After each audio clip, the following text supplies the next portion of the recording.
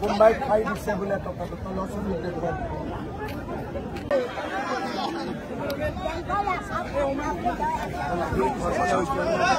কোনোবাই খাই দিছে বোলে টকাটো তলচোন সঁচাকে বহুত আনন্দ উপভোগ কৰিছো।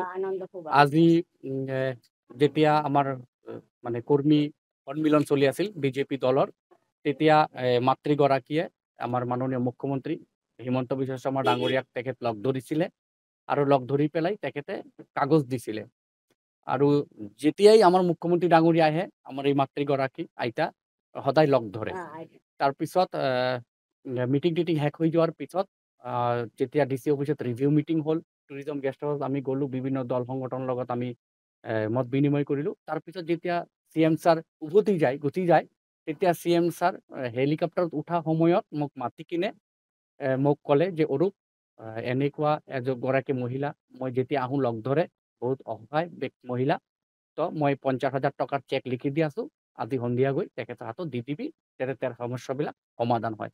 মই সঁচাকৈ আনন্দিত হৈছোঁ এই মুখ্যমন্ত্ৰী ডাঙৰীয়াৰ এই মহানুভৱতা চাই, যে তেখেতে ইমান ব্যস্ততাৰ মাজত ইমান হাজাৰ হাজাৰ মানুহ লগ ধৰাৰ পিছত তেখেতৰ মগজত মূৰত যে এই মহিলাগৰাকীৰ কথাটো সোমাই আছিলে, যোৱা সময়ত তেখেতে এই চেকখন দিলে, 50,000 টকাৰ চেক। মই সঁচাকৈ এজন ৰাইজৰ প্ৰতিনিধি হিচাপে মই তেখেতক এই 50,000 টকাৰ চেক দি পেলাই নিজকে বহুত গৰ্বিত অনুভৱ কৰিছোঁ। আৰু ভাৰতীয় জনতা পাৰ্টীৰ মুখ্যমন্ত্ৰী হিমন্ত বিশ্ব শৰ্মা ডাঙৰীয়াৰ আৰু মই দীৰ্ঘায়ু কামনা কৰিছোঁ আৰু ৰাজনৈতিক জীবনত ভবিষ্যৎ উজ্জ্বল কামনা কৰিছোঁ। সকলৰ ভাল হোক এইটোই কামনাৰে।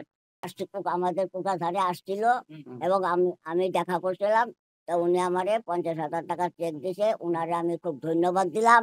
আর উনি আরো রাজনৈতিক জীবনে উন্নত করুক, খুব আরো ভালো হোক, আর দীর্ঘায়ু হোক। হ্যাঁ, দীর্ঘায়ু হোক। দীর্ঘায়ু হোক। হ্যাঁ, আমাদের সবকিছুই দিছে, আমি খুব খুশি। আমার ঘর দিছে, তারপরে যে 50,000 টাকা দিল, অরুণোদয় দিল। কোকরাঝার আসলেই তুমি দেখা করো? আমি কোকাধার সাথে দেখা করি, তোমাকে দেয়? আমাকে দেয়।